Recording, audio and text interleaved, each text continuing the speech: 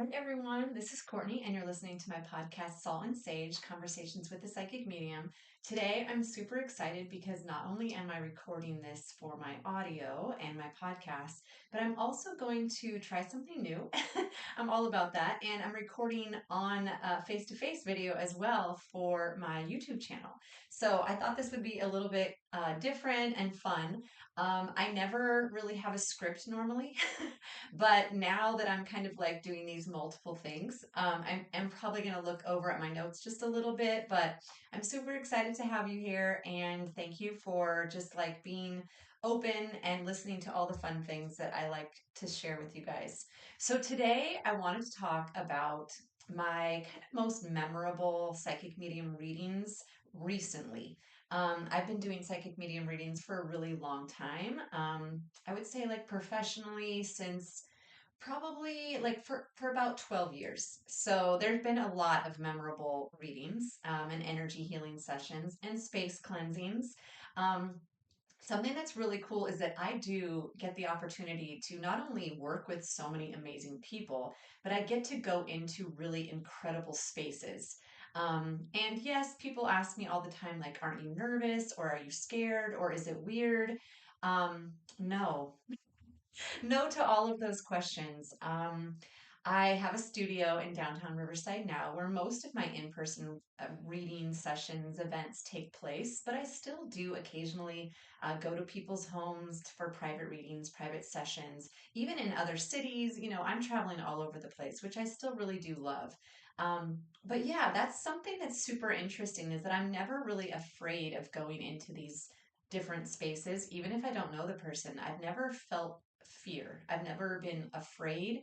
I've never been concerned. It's always kind of felt right. But I think a lot of that has to do with the fact that I do kind of put up safe, healthy walls and boundaries to make sure that the people connecting with me, my clients, my future clients, are in alignment with me and don't, give me any energy that I shouldn't be taking on. So that's something that's kind of interesting.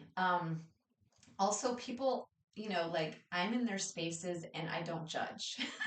I'm human, so of course, like there's probably like opportunities for a little bit of judgment to creep in. But overall, like I've seen some kind of crazy things in people's homes. Nothing that stands out, nothing I feel like sharing, but your home doesn't have to be perfectly clean. Your life doesn't have to be perfectly clean in order to have a reading with me or have a session with me. So don't ever feel pressure for like having me over. You don't have to feed me, but like people have fed me, people have given me wine, people have invited me to stay for dinner. And, it's just, you never really know. So I just love that part of this work, the connection, the meeting new people. I just obviously am very social in that way and kind of fearless in that way. Like I just walk into rooms, it cracks me up, but I just walk into rooms, get organized, and either clear the space, heal energy, talk to people who have passed, and it doesn't ever feel weird to me. So, yeah, in case you were ever wondering. Today, I wanted to, like I said, share more a little bit about some of the most memorable, impactful, standout readings and sessions that I've had recently. So, we're going to start with a really heavy one. And I'm not going to reveal any names or details that would, of course, like make this person known or break any confidentiality lines or anything like that. But in the beginning of my gift, I was feeling the way people passed away a lot and it was exhausting. It never hurt me, but I could feel like tightness in my chest. My throat would get a little bit like swollen or just hard to kind of speak or breathe. I might have certain pain in different parts of my body. I did ask my spirit team to please allow me to share messages about the passing if it's important, if it's helpful, if it's healing for my client, because there's no way that I want to relive any pain. I'm not here to kind of bring darkness. I'm not going to share anything that's going to be hurtful. I'm going to be real and I'm going to be authentic and I'm not going to edit, but I'm also not going to um, add pain to someone's already grief, painful grief that they're experiencing. So when there's been a car accident, I usually see the accident, and usually like I kind of see this. And if you're not watching me, my hands are going together, and I'll usually do that in a reading. Like, was this person like in a car accident? Because I'll either see a car or I'll see this, and it's not like it's my hands doing this, but it's like hands coming together, and there's a little bit of just like an explosion energy that kind of comes visually. So if someone's passed away in a car accident, I will see usually that, or even hear the word accident. And I'll kind of just share that. And why would I share that? I would share that because the person coming through wants to validate that it's them and wants to reassure their loved ones that they are here, that it's actually them coming to communicate with them. And sometimes they're the people on the other side, the people who have passed, they know you. They also know what you need. And so I might not realize they need to know that you died in a car accident and you're coming through to let them know. But if someone is skeptical or nervous, or they're like maybe wanting to connect with multiple people, and I come through with a detail that I wouldn't know otherwise, it does help them kind of feel like, oh, a little bit settled, a little bit reassured, that this is something that, this person's peak person is bringing through. So that's an example of like how I might be shown how someone passed away, and it might be helpful for reassurance or validation. It might be helpful also if people weren't sure, or they weren't in contact, or they didn't know the person when they passed, or there was some sort of issue and then the person was cremated. I'm not a medical medium per se. I'm not going to like necessarily like solve a crime, but it is interesting to see what I see. So something that's coming to me right now that was really, really powerful for me was I have a beautiful client, and I've worked with her in the past. Something that's always interesting for me is that when I've done a reading with someone or an energy healing session, and then they come back and they have more people on the other side. Like, since I've met with you, you've actually lost another person or multiple people. And so that's always such an interesting energy. It's like, I know you before. We've done work together. I've sat with you. I've shared space online or in person. But now you have this new kind of vibe, this new energy kind of swirling around you, more spirits or a new spirit. So that's an interesting concept for me, as a medium, as a healer, as someone who's very, of course, in tune. So I had a beautiful client, and I did a reading with her, and actually also some energy work. And then she came back a few years later, and she had lost a loved one, and I'm just going to leave it at that. But it was a very horrific way to pass. It was a crime, it was a murder. And I saw the entire thing. I was shown specific details that I was supposed to share with my very amazing and beautiful client. And so, of course, that requires a lot of sensitivity, a lot of empathy, a lot of intuition on my part to know what to share, in what way, to be helpful and healing, not hurtful, not relive, anything unnecessarily graphic or gory. This is a human being's loved one, and I am completely aware of how vulnerable this is. But I was shown the murder. I was shown the way she was killed. This was a family member, and the woman was murdered. And I was shown that. I was made to kind of see the events surrounding it, like leading up to it, after. And that was actually like something very powerful for me. It took a lot out of me. I've not worked with that many cases like this. Of course, I do a lot of readings for people who have been in accidents, who have died of natural causes, who have committed suicide, who have taken, have had their lives taken from at the hands of others. But this one really, really stood out because of how detailed it was.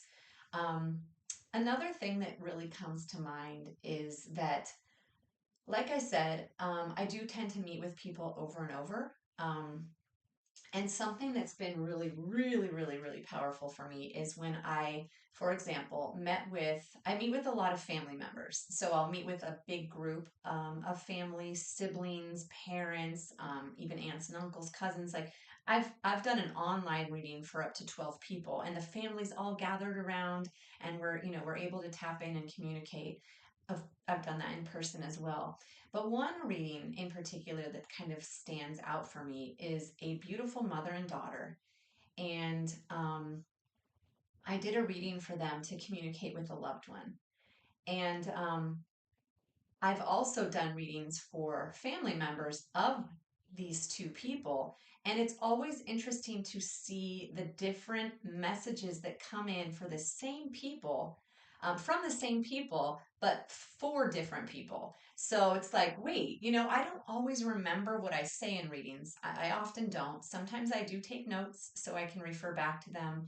Um, and sometimes I don't. Like sometimes it's either just not appropriate, or I don't have time, or I haven't felt like I needed to write anything down. But then there are other times where I'm like, I really want to write this down. I really want to put this in a phone note, whatever it is. And it's nothing like, it's not like a lot of information, but just a little something. Like I'll talk to my phone and be like, just a note to self, like this was accurate, or that was true, this came through, and it was verified by the family, little things like that.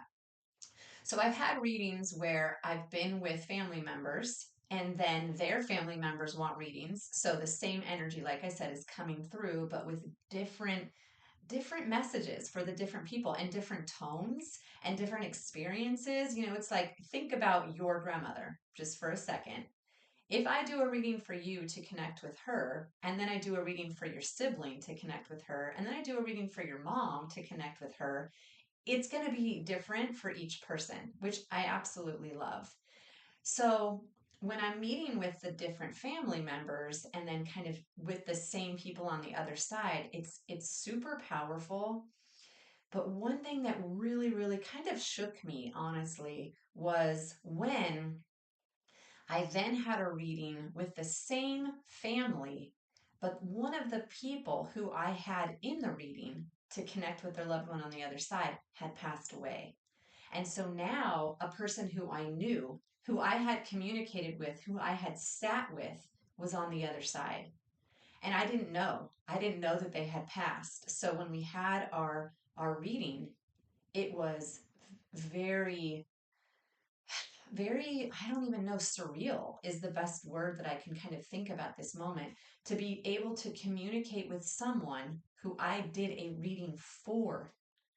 So now this loved one is coming through, communicating with her people here, and that loved one has passed.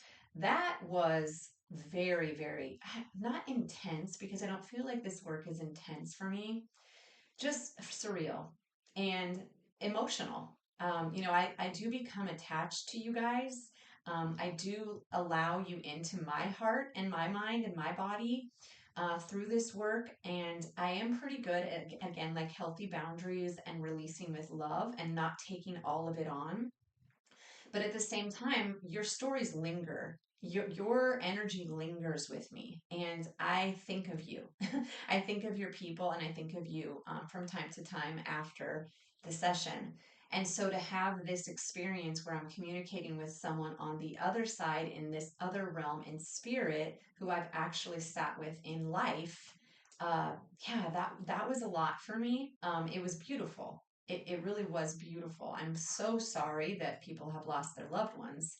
But at the same time, the honor that I have of being able to deliver messages is just like, oh, the gift of a lifetime. Really, I wouldn't trade this for anything. So yeah, that was really intense. Another thing that's also equally interesting, surreal, intense is when I do a reading and I realized that the person I'm reading for is actually related or friends with someone else. So that same spirit, like I said, is coming through, but I don't know. Sometimes I'm like, oh yeah, this is the sibling of a person I've done a reading for. Awesome. So nice to meet you. I love your friend. I love your brother. They're so kind, and I'm so grateful I get to read for you too. But then other times people don't tell me, which is totally fine. You don't have to tell me who's related to you, or that you've had a reading with another person who knew me. But when the spirit energy comes in and I've also met them before, but I don't know that I'm about to meet them again, that is also really powerful. So just wanted to share that as well. I am going to look over at my notes just for 1 second because I want to make sure that I share everything that I wrote down. Um, Okay, let's see. It's really, really powerful also. In addition to psychic medium readings, I do psychic work, which means that I can pick up on your energy. So it's always kind of fun to be asked questions in readings, like about careers, about loved ones, about where things have been placed. I can't promise I'm going to find anything. And I always tell people in readings, like, if your grandma doesn't come through and tell me where the ring is or what happened in 1942, like, just please know it's still going to be a good reading. I cannot promise that that's going to happen. But at the same time, I also, in addition to that, I don't future predict. Like, I'm not going to tell you when you're going to get married, but I might sense that you've met someone. And I might sense that you are deciding if you should stay with that person. I might sense that you have a big move or job. I might sense that you're getting married, or that you're trying to decide who to have in your wedding, or that you're experiencing a little bit of complications with a friend and she was in your wedding and now she's not going to be. I've picked up on things in readings like a grandmother will come through and laugh, like, you're getting ready for your wedding dress, but like, you better be able to fill that dress. She'll say little things like that, little funny little lines, little humor, little ways of bantering with their loved ones. But in addition to all of that, I also do energy work, which is Reiki. Reiki means universal life force energy, and it's a beautiful way to kind of shift your own energy, to move it, to help it flow a little bit more. And I work with the chakras, and I balance your energy. And I also help you release what you're carrying that you do not want to carry: heavy, dense, dark, painful energy. So, another thing that I've really enjoyed doing is helping people feel physically, emotionally, and spiritually better, healthier. If I know when you're coming in for an energy session that you have chronic pain, that you have had a shoulder surgery, that your knee is burning and is just causing you really like a lot of complications, when I focus and I really like tap in, because again, this is really tapping in, it's doing intuitive work, and I do my healing and I do my Reiki and I move energy and I heal what's ailing you, what's hurting you. That is just such an incredible feeling as well. I always tell people, like, the energy is going to linger long after your session. So it might last another couple days, couple weeks, or even a couple months. Even medium readings, you're going to think of things from the reading long after we're done, long after our time is over. So I love that. I love that healing, that bringing peace in all the avenues and all the ways. It makes me feel good to be able to deliver that type of service for you. Um, okay, I do a lot of I do a lot of like I said, family members readings. So I love when more than two people sit with me, not only because then you can kind of like check in with each other after, but it's just really powerful to be able to kind of have the energy swirl around and me navigate through, like, is this for you? Is this for you? Especially when they share similar energy for similar loved ones. I've met with a lot of mother daughters, a lot of siblings, a lot of friends, a lot of cousins. Most of my clients, I would say, are female. Like, overall, tend to identify as female, tend to be women. But at the same time, I do have a lot of sessions with every type of person. Like, it's not even like a gender thing. You might have people who are like really hesitant, grew up in a really strict household, who are, like a little bit like this is not necessarily something that was acceptable. I love to do those readings also. I love when family members come in and it's like, growing up, this wouldn't have been something that my family was into. And I also love when they tell me throughout the reading, like, I can usually tell, like, your grandma is a little bit shy, nervous, hesitant here. And then they'll kind of tell me, yeah, I don't know. I was a little bit nervous to come because I didn't know if she'd be open. But usually loved ones do warm up to me pretty quickly and they're open and they deliver, even if it's something that in life they would have been a little bit nervous about, that energy or that whatever it is, for whatever reason, to think that it's not a good thing to tap into a medium. But I love when that skepticism kind of is brought in and it's able to be dissolved in a loving way. So that's cool too. Um, okay, I have also done readings for other psychic mediums and for healers, which I think is so cool. Not only that they trust me because I'm a psychic medium and energy healer, and I'm still interested in other people's services and how they do it and what my loved ones want to say. Do I do my own readings? Yeah, like I tap into my own family members, I balance my own chakras. But at the same time, I love kind of seeking out other healers that I trust or that I feel drawn to. So I love that also. I've done readings for other people who are psychic mediums, who are breathwork healers. And I love that. It makes me happy. I don't feel like I'm in competition with anybody. I think there's a psychic medium, healer, coach, retreat, event for everybody. I think that you can find peace and connection with a lot of different people and a lot of different avenues. Um, so it never freaks me out or it never makes me feel weird if my clients also go to other people or other people come to me or I do readings for people who do the same work. I think it's beautiful. I think it's fun. I have a lot of fun doing that. I think it's a compliment, honestly, not a competition. Okay, let's see if there's anything else I wanted to share. Oh, another thing that I really love is when we are kind of like just vibing in our session and big ideas come through. Like, I get super excited when I know something cool is coming your way, whether that is like you're going to create something or you're going to build something or you're going to take the leap and have this fun adventure or you're going on a trip. I usually can feel that, I'm like, ooh, are you getting ready to go on a really big trip? Or I have this energy coming through that is calling for you to create something, a new product, like I said, or just like a new workshop, or maybe you're someone who's an artist and you're going to be creating a new product or a new service or a new song, whatever it might be. That's really cool when those come in, as well. Let's see if there's anything else I want to share today. I think I said everything that I wanted to share at this time. But if I think of anything else, I'll do another podcast. And thank you for letting me like experiment with being on camera and on my little audio recording at the same time. This is Courtney, and I really appreciate you listening to my podcast, Salt and Sage Conversations with the Psychic Medium. Until next time, if you have any questions, let me know, and you can always follow me on Instagram at salt_and_sage_. All right, until next time, have a great rest of your day.